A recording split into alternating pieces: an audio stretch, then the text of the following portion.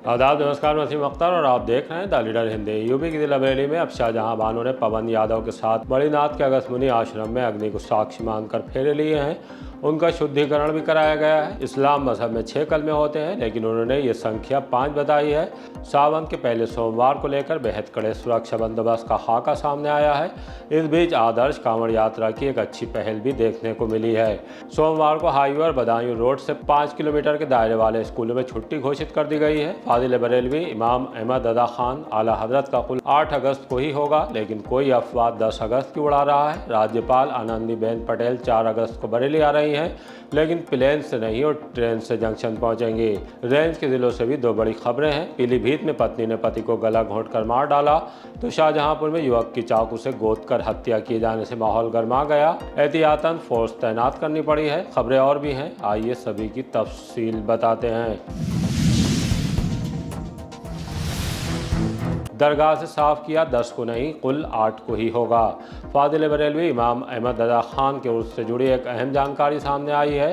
कहीं से कहा जा रहा है कि आला हजरत का कुल 10 अगस्त को होगा, जबकि ऐसा नहीं है। इसलिए क्योंकि दरगाह की तरफ से संशोधित संयुक्त ऐलान के तहत उर्स की जो तारीख बताई गई है वो 6, 7, 8 अगस्त हैं। इसमें किसी तरह का कोई फेरबदल दरगाह के जिम्मेदारों की तरफ से नहीं किया गया है। फिर भी दरगाह पर मोतबर ज़राए से खबरें पहुंची हैं कि आला हजरत का कुल 10 अगस्त को होने की खबर फैलाई जा रही है। उससे कंफ्यूजन खड़ा हो रहा है। तब दरगाह की तरफ से प्रशासनिक जिम्मेदारी संभालने वाले हाजी जवैद खान की तरफ से साफ किया गया है कि आला हजरत का उर्स तय कार्यक्रम के तहत 6, 7, 8 अगस्त को इस्लामी इंटर कॉलेज के मैदान पर होगा। आइए सुनवाते हैं। जैसा कि आप तमामी हजरात को अखबारात के ज़रिए और पोस्टर के ज़रिए इत्तला मिल चुकी है, 108 मार्च रजी 6, 7, 8 अगस्त को मनाया जाएगा। आप सभी हजरात से मेरी गुजारिश है कि आप 6, 7, 8 के हिसाब से यहाँ तशरीफ़ लाएँ। 8 अगस्त को 2:38 पे कुल शरीफ की रस्म अदा की जाएगी। इस सिलसिले में कुछ लोग ये भरम फैला रहे हैं कि उर्स जो है, उर्स रज़वी का कुल जो है वो 10 अगस्त को होगा। ये सरासर बिल्कुल गलत है। आप सभी हज़रात से मेरी गुजारिश है, अगर आप सभी हज़रात ने, जिन लोगों ने भी टिकट करा रखे हैं, तो अपने टिकट कैंसिल कर दें और 6, 7, 8 के हिसाब से ही उर्स मनाया जाएगा इंशाअल्लाह ताला। और जो लोग भरम फैला रहे हैं उससे गुजारिश है मेरी कि कन्फ्यूज़न कोई ऐसा पैदा ना करें कि ज़ायरीन को परेशानी हो। कांवड़ यात्रा में पुलिस अलर्ट, सुरक्षा के पुख्ता इंतजाम। सावन माह में कांवड़ यात्रा को सकुशल और शांतिपूर्ण संपन्न कराने के लिए पुलिस ने सुरक्षा के व्यापक इंतजाम किए हैं। एसपी सिटी ने हिंदू संगठनों के पदाधिकारियों के साथ बैठक करके आदर्श कांवड़ यात्रा का खाका खींचा। इसे लेकर सबकी राय जानी। हिंदू संगठनों के पदाधिकारियों ने इसे लेकर क्या कहा है, आइए सुनवाते हैं। महादेव सेवा समिति द्वारा आयोजित इस बैठक में यहाँ समस्त सनातनी यहाँ उपस्थित हुए हैं और सभी ने आज ये प्रण लिया है कि इस बार आदर्श कांवड़ यात्रा 2026 बरेली महानगर में अपना एक अलग ही परचम लहराएगी। सभी से आग्रह रहेगा, जितने भी हमारे कांवड़ जितने भोले भक्त हैं, तमाम सालों से यहाँ पर कांवड़ यात्रा लोग जाते हैं, भगवान भोलेनाथ को जल चढ़ाते हैं। सभी से आग्रह रहेगा कि आदर्श कांवड़ यात्रा बरेली में संचालित करें। देवी देवताओं के स्वरूप को सड़क पर नचाने से बचें। व्यसन करके सुनने माता के लोग चलते हैं, उससे भी बचें और अवैध अतिक्रमण ना करें। व्यापारी नेताओं ने एसपी सिटी से कांवड़ यात्रा में लगाए जाने वाली एम्बुलेंस का उद्घाटन भी कराया, जिससे कांवड़ियों को जरूरत पड़ने पर इलाज की सुविधा मुहैया कराई जाएगी। एसपी सिटी मानुष पारिक ने पहले सोमवार से पहले सुरक्षा बंदोबस्त को लेकर हमसे बातचीत में क्या जानकारी दी है, आइए सुनवाते हैं। बरेली शहर में श्रीमान वरिष्ठ पुलिस अधीक्षक जनपद बरेली के निर्देशन में कांवड़ यात्रा और उर्स को लेकर सभी तैयारियां कर ली गई हैं, जिसमें से प्रमुख है कि हमारे जितने महत्वपूर्ण रूट्स हैं, हमारे सातों नाथ मंदिर हैं जो प्रमुख हैं शहर के, वहाँ पर सीसीटीवी कैमरास लगा दिए गए हैं और लगातार मॉनिटरिंग की जा रही है इन सभी रूट्स पर और मंदिरों पर। जो पूरा शहर है उसको 3 जोन्स और 31 सेक्टर्स में विभाजित किया गया है और इसी के अनुसार ड्यूटीज़ लगाई गई हैं। जितने महत्वपूर्ण स्थान हैं, हमारे मंदिर हैं, हमारे रूट्स हैं, वहाँ पर पिकेट्स लगाए गए हैं, अस्थायी चौकियों का निर्माण किया गया है और सभी विभागों के साथ में समन्वय करके जो भी आवश्यक जो निर्देश जो ऊपर से दिए गए हैं, सीनियर अधिकारियों के द्वारा दिए गए हैं, उनका पालन कराया गया है। इसी के साथ साथ जो शहर के अंदर एक QRTs का गठन किया गया है जिसमें कि व्हीकल्स रहेंगे, जिसमें पब्लिक के 2 लोग रहेंगे। इसमें विशेषकर जो हमारे वॉलंटियर्स हैं अलग अलग संगठनों के वो रहेंगे। उसमें पुलिस की ड्यूटी भी लगी है और लगातार ये जो QRT व्हीकल्स हैं ये भ्रमणशील रहेंगे। जो हमारे जत्थेदार हैं, कावड़िए हैं, उनके कोई भी समस्या आती है तो ये तुरंत पहुंचकर उसका निदान करेंगे। इसी के साथ साथ जगह जगह पर जो शिविर लगे हुए हैं वहाँ पर भी ड्यूटीज़ लगाई गई हैं और विशेषकर जो महिला कावड़िए हैं इनके लिए अलग से व्यवस्था की गई है। शौचालयों की अलग से जो शिविर हैं उनमें भी व्यवस्था की गई है।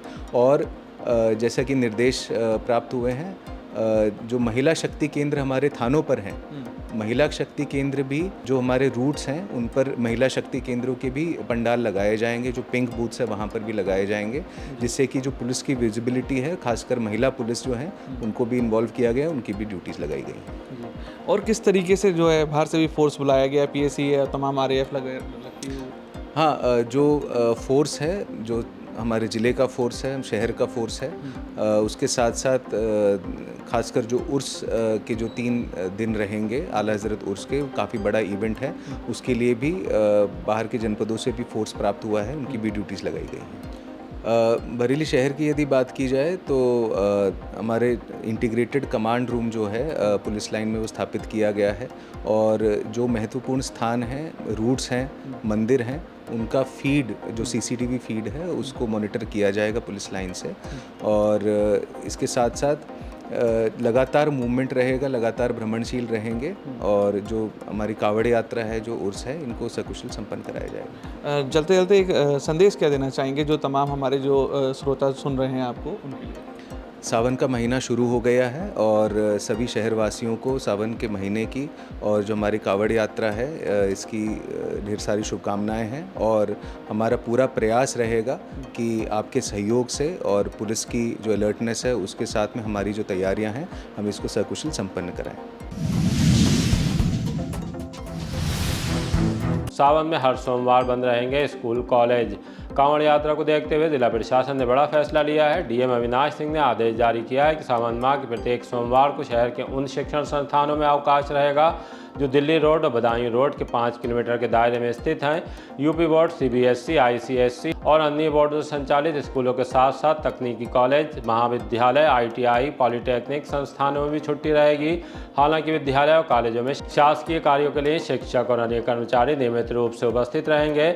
अगर किसी बोर्ड, विश्वविद्यालय या आयोग की पहले से परीक्षा तय है तो वो अपने कार्यक्रम के अनुसार ही आयोजित की जाएगी। दूसरी तरफ जिला बेसिक शिक्षा अधिकारी ने अलग से आदेश जारी करते हुए बरेली बदायूं मार्ग पर स्थित सभी परिषदीय विद्यालयों में भी सावन के प्रत्येक सोमवार को अवकाश घोषित किया है। प्रशासन का कहना है कि सावन के सोमवार को बड़ी संख्या में कांवड़ियों के आवागमन, भारी ट्रैफिक जाम और संभावित दुर्घटनाओं की आशंका को देखते हुए ये फैसला लिया गया है। इसका उद्देश्य छात्रों की सुरक्षा सुनिश्चित करना और कांवड़ यात्रा के दौरान यातायात व्यवस्था को सुचारू बनाए रखना है।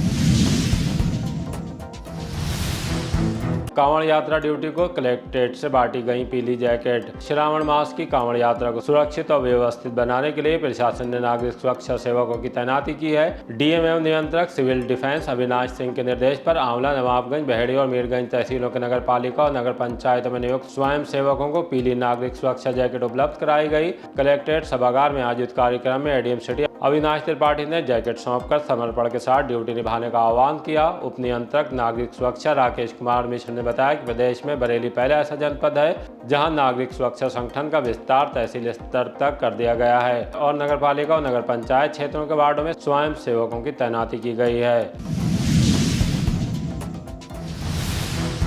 कांवड़ विलेज का विधायक और DM ने किया उद्घाटन।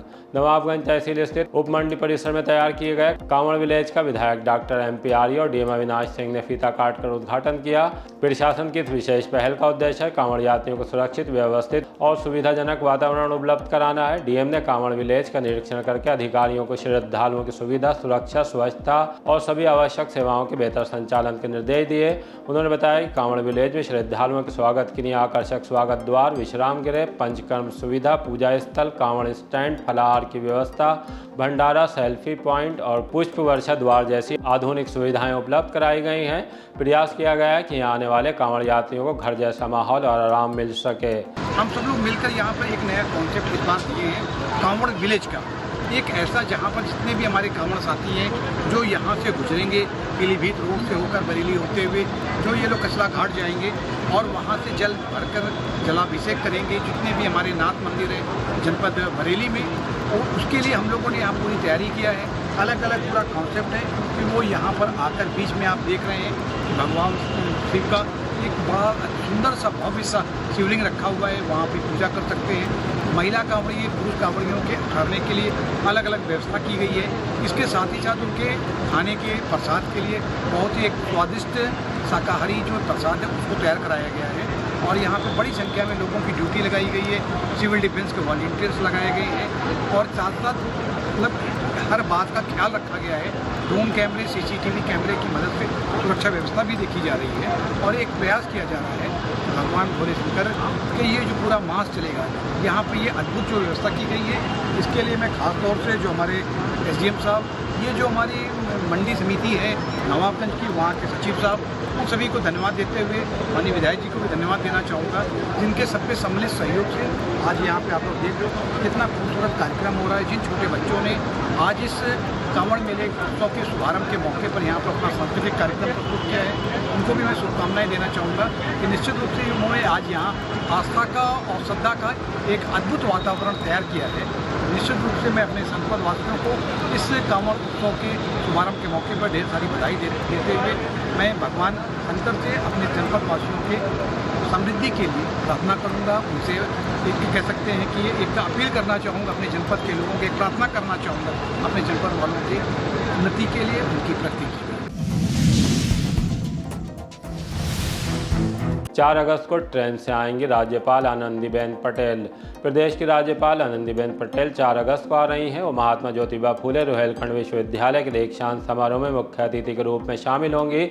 इस दौरे के लिए प्लेन की बजाय और राजधानी एक्सप्रेस में सफर करेंगी। रेलवे अधिकारियों के मुताबिक राज्यपाल लखनऊ के चारबाग रेलवे स्टेशन से राजधानी एक्सप्रेस में सवार होकर बरेली जंक्शन पहुंचेंगी। राजधानी एक्सप्रेस से ही वो वापस चारबाग के लिए रवाना होंगी। राज्यपाल के प्रस्तावित आगमन को लेकर रेलवे और जिला प्रशासन ने तैयारियों को अंतिम रूप देना शुरू कर दिया है। जंक्शन पर सुरक्षा व्यवस्था को और अधिक मजबूत किया जा रहा है। मुख्य वाणिज्य निरीक्षक इमरान ने बताया कि सभी संबंधित विभागों के साथ समन्वय बनाकर सुरक्षा, स्वच्छता और VIP प्रोटोकॉल से जुड़ी व्यवस्थाएं समय से पहले पूरी कर ली जाएंगी। पवन यादव की हो गई जौनपुर की शाहजहां बानो। मणिनाथ के अगस्त मुनि आश्रम में एक गैर जनपदीय जोड़े की एंट्री हुई। युवक का नाम पवन कुमार यादव और युवती शाहजहां बानो थी। वो प्रतापगढ़ और जौनपुर के रहने वाले हैं। हाई स्कूल की मार्कशीट के एतबार से दोनों बालिग हैं। शाहजहां बानो का आश्रम के आचार्य पंडित के शंखधार ने शुद्धिकरण कराया। उसके बाद दोनों ने अग्नि को साक्षी मानकर फेरे लिए। दोनों एक दूसरे के किस तरह करीब आए ये जानकारी तो नहीं है, लेकिन उनमें प्रेम के बाद विवाह की मंजिल आई। शुद्धिकरण के दौरान पंडित के शंखधार ने शाहजहां बानो का इस्लामी ज्ञान भी परखा। कलमों के बारे में पूछा तो उन्होंने 5 बताए। तब उनसे कहा गया कि 5 नहीं कलमे 6 होते हैं। हम आप लोगों का पवित्रीकरण कराने जा रहे हैं। ये इसमें ये कटोरी रखी है, इसमें गंगा जल है और गोमूत्र मिलाया हुआ है। इसको आप लोगों पर छिड़केंगे हम। छिड़कने के बाद आपके हाथ धुलाएंगे दोनों लोगों के, और आपको 3 बार इसे पीना है। आपको ये गंगा जल और गोमूत्र पीने में कोई ऐतराज़ तो नहीं है? नहीं है ना? ठीक है, दोनों हाथ लगाओ ऐसे। ओम माधवाय नमः पियो। आपको गंगा जल और गोमूत्र पिला करके हमने आंतरिक शुद्धि की आपकी, और बाहर से छिड़क करके बाह्य शुद्धि की है। आपका शुद्धिकरण संस्कार हो चुका है। आपको कलमा आता है? कितने कलमे होते हैं? 5 6 होते हैं। मालूम है? याद है? 6 के 6 नहीं है? मुझे याद है, मैंने पूरा कुरान पढ़ा है। ऐसे हमारे यहाँ गायत्री मंत्र है। गायत्री मंत्र पवन यानी परम पावन पवित्र है। इसका स्मरण करने मात्र से मनुष्य सभी सिद्धियों को प्राप्त कर सकता है और मनोवांछित फलों को प्राप्त करते हुए मोक्ष भी प्राप्त कर सकता है, मुक्ति प्राप्त कर सकता है। सनातन धर्म में आपका स्वागत है। आप दीक्षित होकर के सनातन धर्म में सम्मिलित हो चुकी हैं। अब एक बार बोल दो, जय श्री राम, जय श्री राम।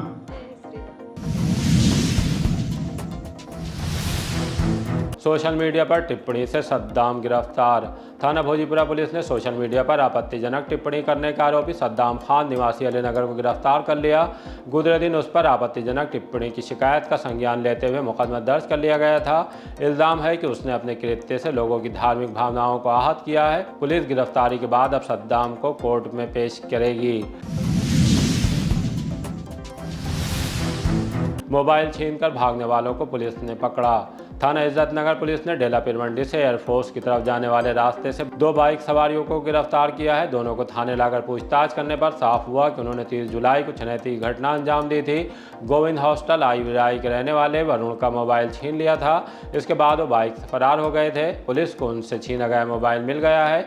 इनमें एक का नाम आकाश उर्फ गुच्छा और दूसरा करण है। दोनों मोहल्ला मलूकपुर निकट चमन मठिया थाना किला के रहने वाले हैं। एक की उम्र 19 साल और दूसरे की 20 साल है। इंस्पेक्टर सुरेश चंद्र गौतम ने बताया कि दोनों को अब कोर्ट में पेश किया जाएगा। उनसे मिली बगैर नंबर प्लेट वाली बाइक को सीज कर दिया गया है। चोरी की बाइक और तमंचे के साथ किया गिरफ्तार। थाना शेरगढ़ पुलिस ने कस्बे में जीवन ज्योति अस्पताल से चोरी स्प्लेंडर मोटरसाइकिल बरामद कर ली है। इस सिलसिले में तड़के करीब 4 बजे करबला की पुलिया से खेतों की तरफ जाने वाले रास्ते थे राजेंद्र निवासी मोहल्ला गांधीनगर वार्ड 2 को पकड़ा है। पुलिस का कहना है कि तलाशी लेने पर उससे 315 बोर का तमंचा और एक जिंदा कारतूस भी बरामद हुआ। चोरी की बाइक अयाज बेग की है, जिन्होंने इसका मुकदमा भी दर्ज कराया था। 5 से मिलेगा मुफ्त राशन, 18 अगस्त तक अभियान। सभी अंत्योदय और पात्र गृहस्थी राशन कार्ड धारकों के लिए राशन वितरण की तिथि तय कर दी गई है। डीएसओ मनीष कुमार सिंह ने बताया कि अगस्त 2026 का निःशुल्क राशन वितरण 5 अगस्त से 18 अगस्त तक किया जाएगा। राष्ट्रीय खाद्य सुरक्षा अधिनियम के तहत आने वाले सभी पात्र लाभार्थियों को इस अवधि में मुफ्त खाद्यान्न उपलब्ध कराया जाएगा। अंत्योदय राशन कार्ड धारकों को प्रति कार्ड 14 किलोग्राम गेहूँ और 21 किलोग्राम चावल यानी कुल 35 किलोग्राम खाद्यान्न निःशुल्क मिलेगा। वहीं पात्र गृहस्थी कार्ड धारकों को प्रति यूनिट 2 किलोग्राम गेहूं और 3 किलोग्राम चावल यानी कुल 5 किलोग्राम खाद्यान्न मुफ्त दिया जाएगा। राशन वितरण प्रतिदिन सुबह 8 बजे से दोपहर 12 बजे तक और दोपहर 2 बजे से शाम 6 बजे तक दुकानों पर किया जाएगा। 18 अगस्त वितरण की अंतिम तिथि होगी। जिन लाभार्थियों का आधार प्रमाणीकरण किसी कारणवश नहीं हो पाएगा, उन्हें अंतिम दिन मोबाइल OTP के माध्यम से राशन उपलब्ध कराया जाएगा। निधिवानों की अवैध वसूली रोकने और मेट्रो की मांग। गरीब शक्ति दल के संगठन प्रमुख मनोज विकट के नेतृत्व में कार्यकर्ताओं ने शनिवार को राष्ट्रपति, प्रधानमंत्री, मुख्यमंत्री को संबोधित ज्ञापन ACM को सौंपा। मनोज विकट ने कहा कि देश के विभिन्न धार्मिक एवं पर्यटन स्थलों पर आने वाले श्रद्धालुओं और पर्यटकों से ई-रिक्शा, ऑटो और अन्य निजी वाहन चालक मनमाना किराया वसूलते हैं। इस पर प्रभावी रोक लगाने के लिए सरकार को सख्त कदम उठाने की जरूरत है। उन्होंने प्रदेश स्तर पर SIT गठित करने की भी मांग की ताकि ऐसे मामलों की जाँच कर कार्रवाई सुनिश्चित की जा सके। तेजी से विकसित हो रहे शहर में यातायात का दबाव लगातार बढ़ रहा है। ऐसे में शहर में मेट्रो ट्रेन परियोजना शुरू की जाए जिससे लोगों को बेहतर और सुगम सार्वजनिक परिवहन सुविधा मिल सके। ज्ञापन देने वालों में गगन जैन, मोहम्मद रफ़ी, राबिया, रूबी, संजीव सागर इत्यादि मौजूद रहे। पड़ोसी जिले शाहजहांपुर में मर्डर से गरमाया माहौल।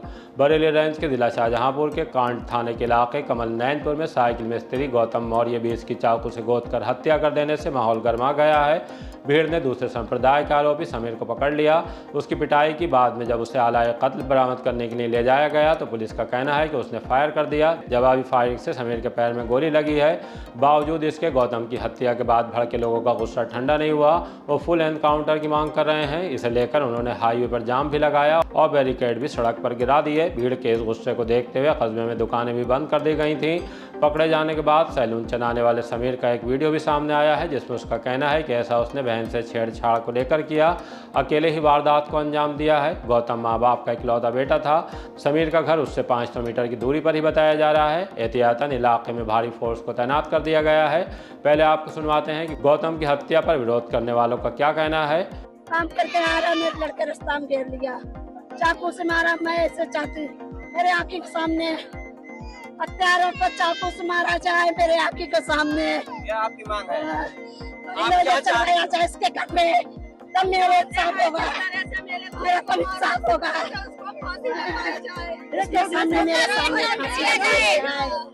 SP सौरभ दीक्षित ने साफ कर दिया है कि 6 आरोपियों की गिरफ्तारी के लिए टीमें गठित कर दी गई हैं। देखिए, थाना काट क्षेत्रांतर्गत दिलावरपुर जो कि कस्बे में ही पड़ता है, यहाँ पे एक नवयुवक गौतम, जिनकी आयु लगभग 20 वर्ष है, उनके आज गंभीर अवस्था में घायल हो जाने की सूचना पुलिस को प्राप्त हुई थी। तत्काल इस सूचना का संज्ञान लेते हुए पुलिस की टीम सीएचसी पर पहुंची, जहां पर जो घायल युवक थे उनको स्थानीय लोगों के द्वारा एम्बुलेंस की सहायता से सीएचसी में भेजा गया था।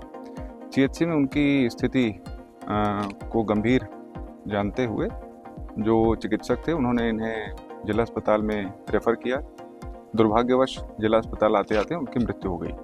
अभी तक जो पुलिस की टीम द्वारा प्रारंभिक पूछताछ की गई है, उसमें जो मृतक थे एक साइकिल की दुकान पर कार्य करते थे।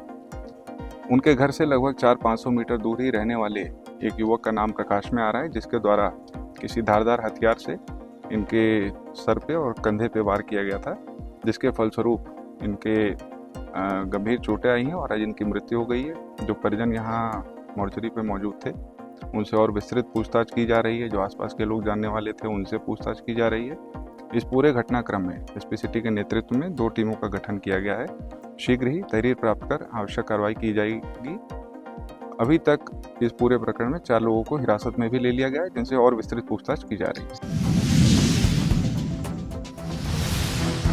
पीलीभीत में पति को पत्नी ने साड़ी से गला घोंटकर मारा। थाना मानोटांडा इलाके के लोहरपुरी गांव में एक पति पत्नी का शिकार हो गया। इल्जाम है कि पत्नी ने पहले पति को कोल्ड ड्रिंक में नशा दिया, उसके बाद साड़ी से गला घोंटकर कत्ल कर दिया। ये सनसनीखेज वारदात सामने आने के बाद खलबली मच गई है। अब तक की पुलिस तफ्तीश में साफ हुआ है कि लोहरपुरी के रहने वाले उमाशंकर 45 साल खेती किसानी करते थे। परिवार में पत्नी ममता के अलावा बेटा विकास और बेटी गीता हैं। उनका बेटा रात करीब 2:30 बजे कुछ ग्रामीणों के साथ थाने पहुंचा और पिता की हत्या की जानकारी दी। तब पुलिस मौके पर पहुंची और जांच शुरू कर दी। बेटे का कहना है कि मां ममता शाम में कोल्ड ड्रिंक लेकर आई थी, इसी में नशीली चीज मिलाकर पिता को पिला दी। खटपट की आवाज सुनकर बच्चे छत पर पहुंचे तो वहां पिता बिस्तर पर पड़े थे, मां नहीं थी। पिता को बेसुध देखकर पड़ोसियों को बताया, तब साफ हुआ कि उमाशंकर की मौत हो चुकी है। बेटी गीता ने आरोप लगाया कि मां ने साड़ी से गला घोंटकर उनकी हत्या की है। रात में ही ग्रामीणों ने ममता को छिपा हुआ देखकर उसे पकड़कर पुलिस के हवाले कर दिया। पूछताछ में जानकारी सामने आई है कि साल 2024 में ममता अपने पति के साथ गुजरात गई थी। वहीं उसकी एक शख्स से पहचान हुई और कथित तौर पर दोनों ने कोर्ट मैरिज भी कर ली थी। पुलिस मामले में सभी बिंदुओं पर गहनता से तफ्तीश कर रही है। बेटे के साथ कहां लापता हो गई ये महिला। मेरठ से बस में बैठकर बिसोली बदायूं के लिए रवाना हुई। महिला अपने 2 बच्चों के साथ लापता हो गई हैं। उनके घर वाले उनके लिए बेहद परेशान हैं। उन्होंने द लीडर हिंदी को वीडियो भेजकर मदद की गुजारिश की है। अगर हमारे देखने वालों को ये महिला और उनके बच्चे कहीं दिखाई दें तो एक कॉल ज़रूर करें। आप लोग ये जो स्क्रीन पर फोटो देख रहे हैं, ये महिला कल सुबह 11 बजे मेरठ से बिसोली आने वाली बस में सवार हुई थी, जो कि अभी तक अपने परिवार के पास नहीं पहुंची, जिससे परिवार बहुत परेशान है। इस महिला का नाम सबा है, उम्र 30 साल है और बेटी का नाम आयरा फातिमा है, उम्र 6 साल है। बेटे का नाम तैमूर है, उम्र 4 साल है। आप किसी भाई बहन को ये देखें तो तुरंत इस कॉन्टैक्ट नंबर पर रब्ता करें। इसी तरह की ताज़ा अपडेट जानने के लिए देखते रहिए द लीडर हिंदी। विदा लेने से पहले हमारी आपसे गुजारिश है कि हमारी रिपोर्टिंग पसंद आ रही है तो खबरों को शेयर कीजिए और हमारे चैनल को सब्सक्राइब करके हमारा हौसला ज़रूर बढ़ाइए।